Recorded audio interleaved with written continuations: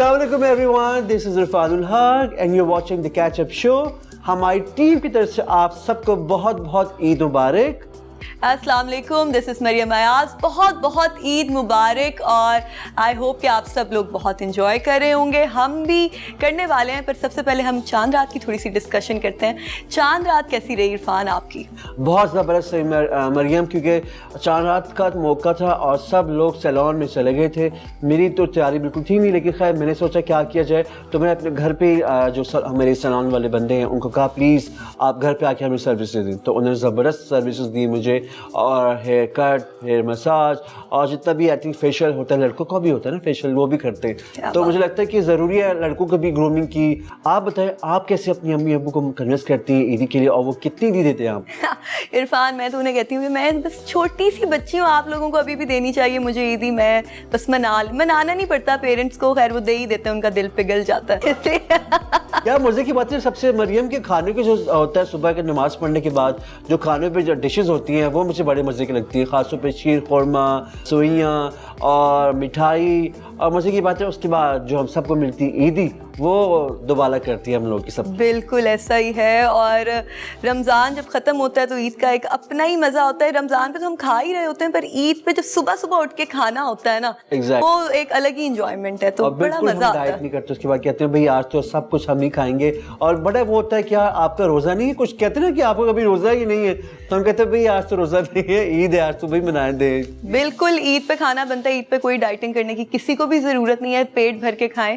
रमज़ान में खुद ब खुद ही डाइटिंग हो ही जाती है, तो अब ईद पे तो खाना बनता है। मरियम, जैसे कि आपको पता है कि इतनी मज़े की हम बातें करें ईद के हवाले से, और जो मीठी खुशखबरी की बात है, जो मीठी बातें हैं वो ये कि इस दफ़ा जो हमने पूरे ईद में हमने ईद की फ़िल्मों के बारे में हमने डिस्कस किया था कि फ़िल्में रिलीज़ होने वाली हैं, और वो आखिरी आज दिन आ गया कि हम ईद की फ़िल्में पे ईद पर हम बहुत सारी फिल्में ऐसी देखने वाले हैं जो मज़ेदार फिल्में हैं और सुपर डुपर हिट होने वाली हैं इंशाल्लाह। व्हाट यू से?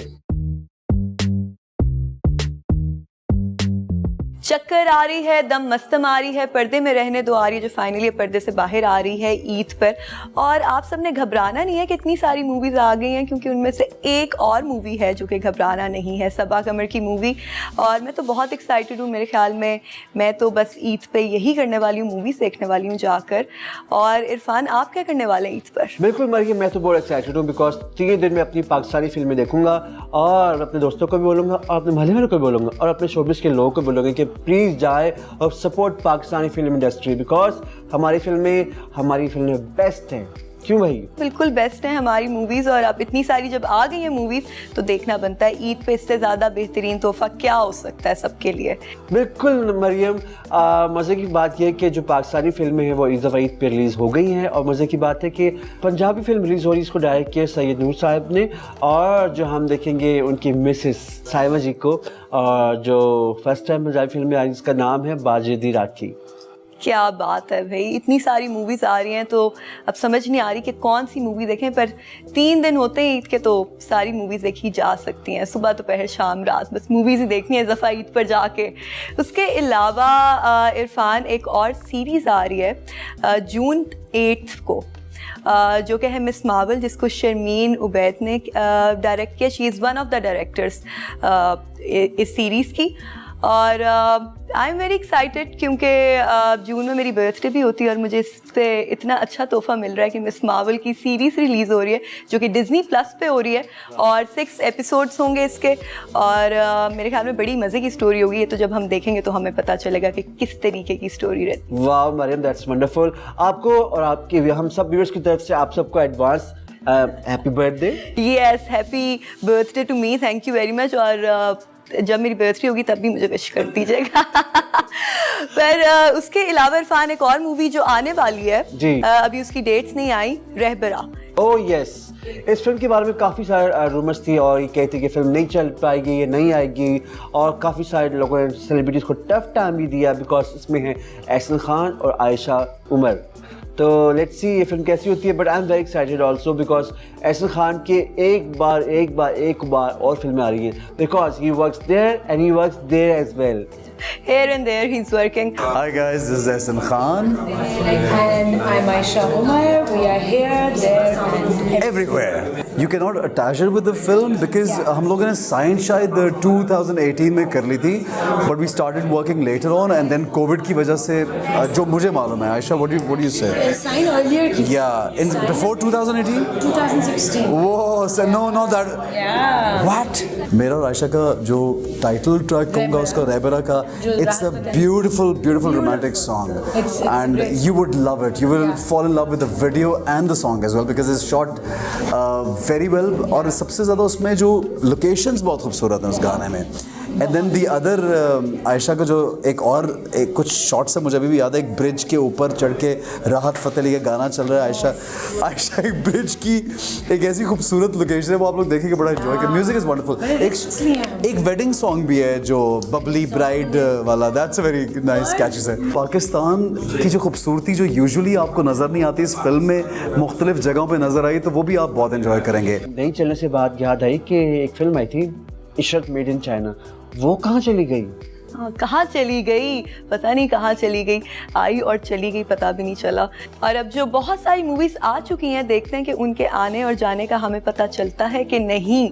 सो लेट्स सी कैसी जाती है सबकी ईद और कितना लोग एंजॉय करते हैं अब इन सारी मूवीज़ को. All the best to all the Pakistani film makers and producers. हमें बहुत उम्मीद है आपसे कि आप इस दफ़ा फिल्मों को पाकिस्तानी सिनेमास में 4 चांद लगाएंगे और हम लोग ज़रूर जाएंगे देखने पाकिस्तानी फिल्मों को दोबारा से. बिल्कुल. चलते हैं अब एक छोटी सी ब्रेक की तरफ और आके डिस्कस करेंगे आगे की बातें.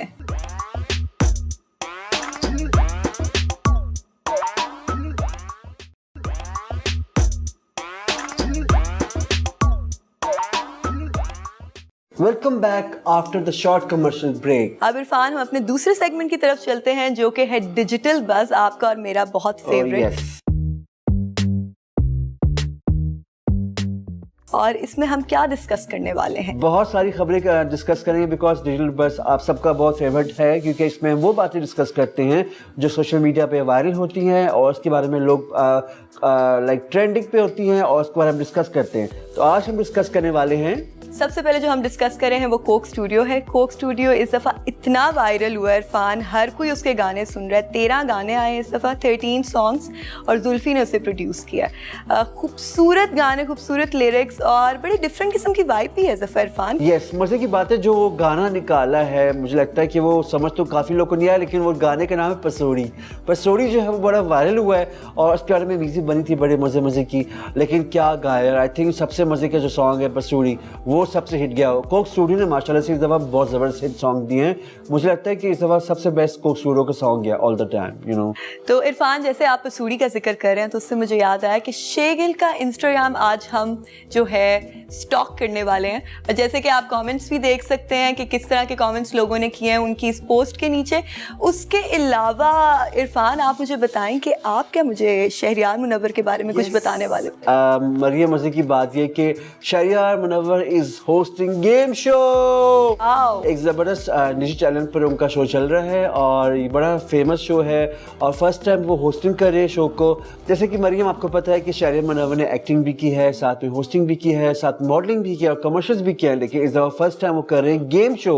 और गेम शो में बहुत ज़बरदस्त उन्होंने रमज़ान में ज़बरदस्त गेम शो किए हैं और आई थिंक सेलिब्रिटीज़ भी आए थे और मुझे तो बड़ा अच्छा लगा. आप लोग बता सकते हैं ऑडियंस को आपको कैसे लगी शहरियार मुनव्वर की होस्टिंग गेम शो की. अगर आपको पसंद है तो ज़रूर हमें कमेंट्स पे फीडबैक दीजिए और अपने राय से हमें आगाह करें. फीडबैक पे, कमेंट्स पे हमें जाके फीडबैक दें और बताएं कि आपको शो कैसा लग रहा है, बिकॉज हम शहरियार मुनव्वर को बताते हैं कि खबरें जो आप देखते हैं. और मरियम, आप इसके अलावा हमें क्या बताएंगे ऑडियंस को? अब जो हमारा तीसरा सेगमेंट है उसमें हम फैशन की बात करने वाले हैं, जिसका नाम भी यही है, वी लव फैशन. अस्सलाम वालेकुम, मेरा नाम है अरीज चौधरी और मैं हूँ मिस पाकिस्तान वर्ल्ड. जो ब्यूटी पैजेंट्स होते हैं ये बिल्कुल भी ब्यूटी से रिलेटेड होते ज़रूर है, पर ये नहीं है कि ये सिर्फ ब्यूटी स्टैंडर्ड्स हैं.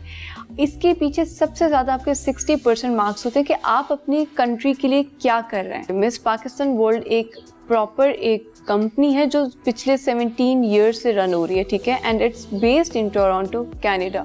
और ये सबसे ऑथेंटिक है. इनकी जो प्रेसिडेंट है वो फीमेल है, Sonia Ahmed. Women is dealing with the women.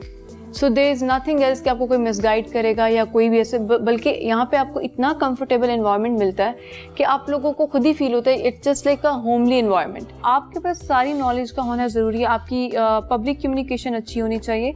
You should know how to interact with people internationally और nationally, and how do you communicate with different cultural people. तो मेरे ख्याल से आपकी ओवरऑल ग्रूमिंग और आपकी ओवरऑल पर्सनालिटी जो होती है वो आपकी एजुकेशन से ही आती है। सो आई से आप बहुत इंपॉर्टेंट है कि आपके लिए क्वालिफिकेशन होना ज़रूरी है। पाकिस्तान जिंदाबाद। और आज तो फैशन की डिस्कशन बहुत लंबी भी जा सकती है, क्योंकि ईद है और ईद पे लोग तरह तरह के फैशन करते हैं। कुछ बड़ा हैरान भी कर देते हैं इरफान, कुछ परेशान भी कर देते हैं, और कुछ लोगों को हम देख के कहते हैं कि भाई क्या बात है, क्या लग रहे हैं आप।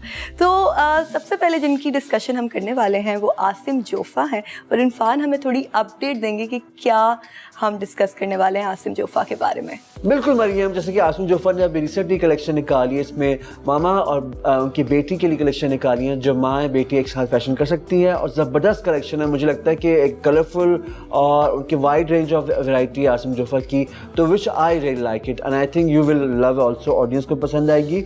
और मरियम इसके अलावा हम क्या करें जी, तो अब हम जो डिस्कस करने वाले हैं वो हम अपने भी कपड़े ज़रा कर लेते हैं डिस्कस। मैं इरफान से पूछ लूँ कि क्या पहना हुआ है आज इरफान आपने? मरियम, मैंने जो पहना है वो ज़बरदस्त ड्रेस है, and this is by Taseem Sadaf, और ये ज़बरदस्त ड्रेसेस भेजा है मेरी तसीम सदफ़ ने। वो माशाल्लाह से तसीम सदफ़ ना कि मर्दों का बल्कि औरतों बल्कि बच्चों का भी डिज़ाइन करती हैं कपड़े।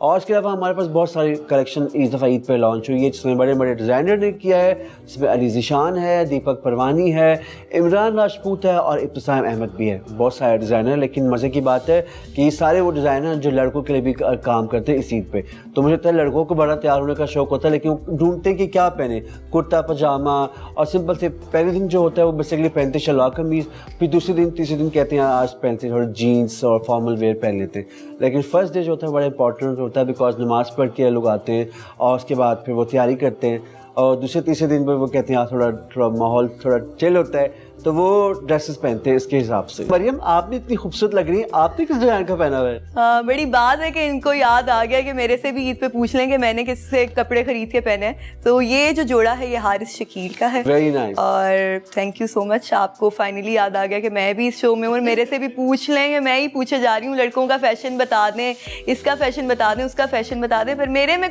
बारे में कोई नहीं पूछ रहा। चलते हैं हम छोटी सी शॉर्ट कमर्शियल ब्रेक की तरफ। Will be right back.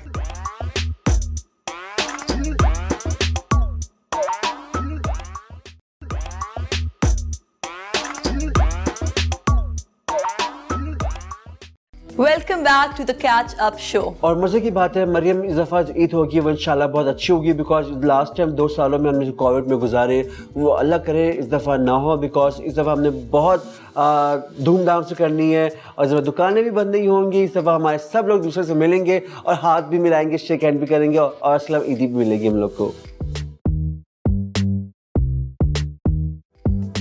आज तो लास्ट सेगमेंट स्टार्ट होने से पहले ही उसकी इनॉग्रेशन मेरे सामने हुई है। ईट वेल लिव वेल में जो आज हम खाना खाने वाले हैं, जो कि बहुत मज़े के एक रेस्टोरेंट अल्लाह राही, और उनका बड़े मज़े का खाना है, वहाँ से आया है।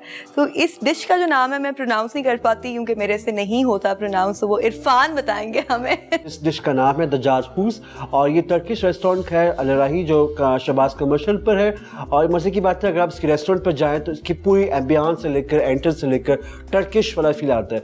तो जो डिश है वो इसमें बड़े मज़े के अगवानी पुलाव है और ऊपर से कवर किया है रोटी में। इसकी सर्विंग बेसिकली 2 से 3 पीपल पर्सन के लिए होती है, और हम इसको ट्राई करेंगे and I am sure you will love it. आप लोग बताएं कि आप लोगों को कैसा लगता है रेस्टोरेंट जब आप खाने पे जाते हैं, और आप ज़रूर ट्राई करें अल्लाह राही का रेस्टोरेंट जो बहुत ज़बरदस्त है। मुझे तो बहुत फेवरेट है, बिकॉज एम्बियंस और टर्किश के नाम से जो उनके फूड होते हैं और उनके फूड बड़े स्पाइसी लेस होते हैं, तो मुझे तो बहुत पसंद है मरियम। जैसे कि आज आप सबने देखा हमारा ईद स्पेशल एपिसोड, और उसमें हमने डिफरेंट मूवीज़ के बारे में डिस्कशन की जो कि आप लोग देख सकते हैं जाके। हमने फैशन के बारे में डिस्कशन की, उसके अलावा इतने मज़ेदार हमने आपको खाने का बताया कि अल्लाह राही का बहुत मज़े की डिश हमारे लिए आई है, वो भी आप इस दफ़ा ईद पे ट्राई कर सकते हैं। और जाने से पहले एक और मैं बात कहती जाऊँ कि इस दफ़ा आपने उन सब लोगों को अपनी ईद में इंक्लूड करना है जो ईद नहीं मना सकते। वो लोग जिनके पास उतने पैसे नहीं है कि वो अपनी ईद धूमधाम से मना सकें, आप सब लोगों को चाहिए कि उन सब लोगों के साथ ईद मनाएं। आले जाफरी जो हमारे डायरेक्टर हैं, वहाँ से भी आज हमें शीर खुरमा आया। उनकी अम्मी ने हमारे लिए इतने प्यार से शीर खुरमा बनाया जो कि हमने खाया और बहुत मज़े का था। और वो अभी हंस रहे हैं क्योंकि उन्होंने कहा था कि इस तरह की कोई तुम लोग जिक्र ना करना, पर फिर भी भाई हमारे डायरेक्टर साहब हैं, हम क्यों ना जिक्र करें जब उनकी अम्मी ने इतने प्यार से हमें शीर खुरमा भेजा है। आप सब लोगों को बहुत बहुत ईद मुबारक, खुशियाँ बांटें और सबको शीर खुरमा खिलाएं, अपने घर पे भी खाएं, दूसरों को भी खिलाएं, सबको अपनी ईद का जो है पार्ट बनाएं और खुश रहें।